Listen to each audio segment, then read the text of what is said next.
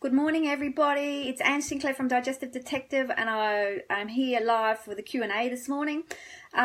Just wanted to run through Georgie's question first. She asked a question yesterday about mouth ulcers. So mouth ulcers can be a couple of things, and generally it's a sign of immune system depression.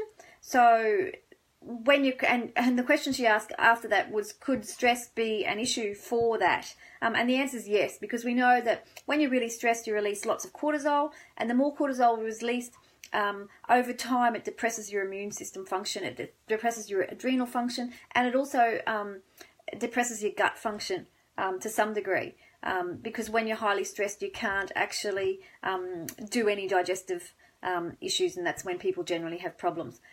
So one of the first things you should do is find out the actual cause of it.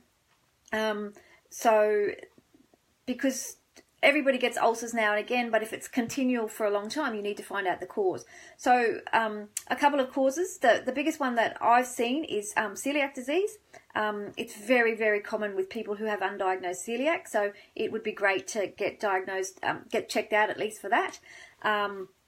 And other food intolerances as well in general.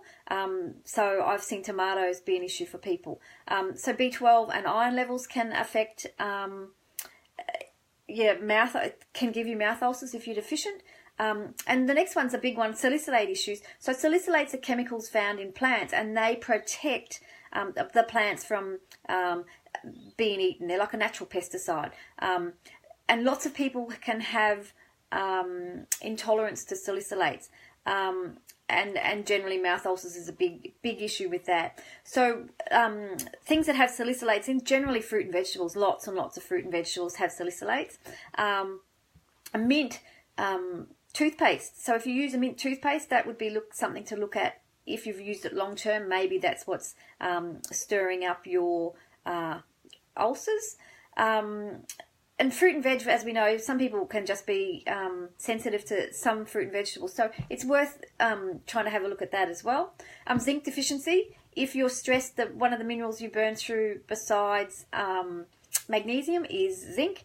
And zinc is the wound healing mineral. So if you're deficient in zinc, you will actually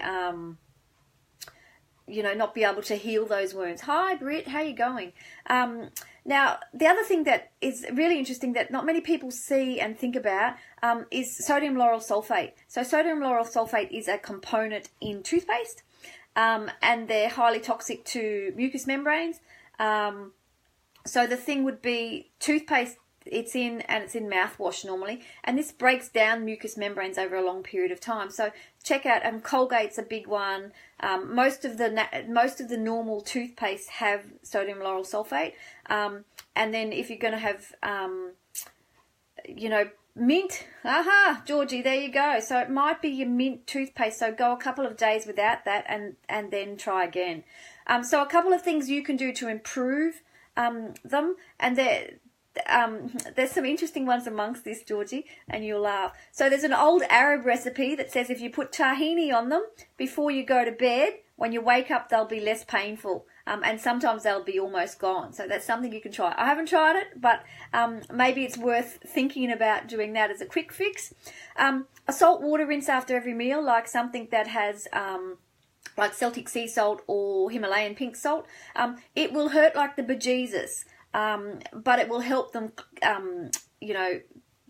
heal up very quickly. Gut and immune health things. So for immune function, because your immune function is depressed already, extra vitamin C and extra zinc, always winners. They're both immune builders, and zinc will stop the virus replication because generally ulcers can be viral.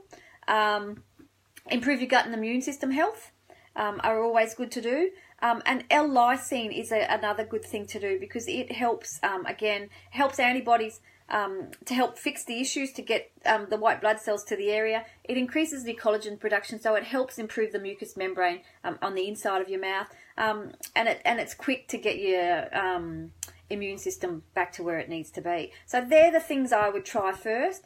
But it's definitely, Georgie, worth you investigating some of the other things, especially celiac disease if you've never been tested for that, it's probably worth you doing that, and it's probably worth you having a few days off your new mint toothpaste and see, because you could have a salicylate sensitivity.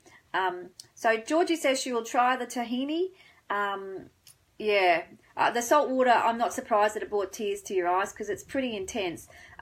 My suggestion would do probably a little bit less salt, but do it more often, and you might find that that will be enough to just sort of stimulate it to get cracking.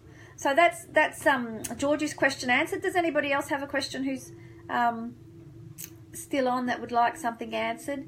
And I don't know how I do this, but I can't actually see who's asked the question underneath because there's not anything underneath, which is a shame. So I hope that answers your question, and if anybody's got any other questions, please let me know, and we'll do it once. So the first Wednesday in November.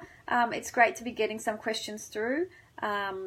So that's all good. So there doesn't seem to be anybody else popping up with a question, so I will talk to you soon. See you. Bye. Have a good day.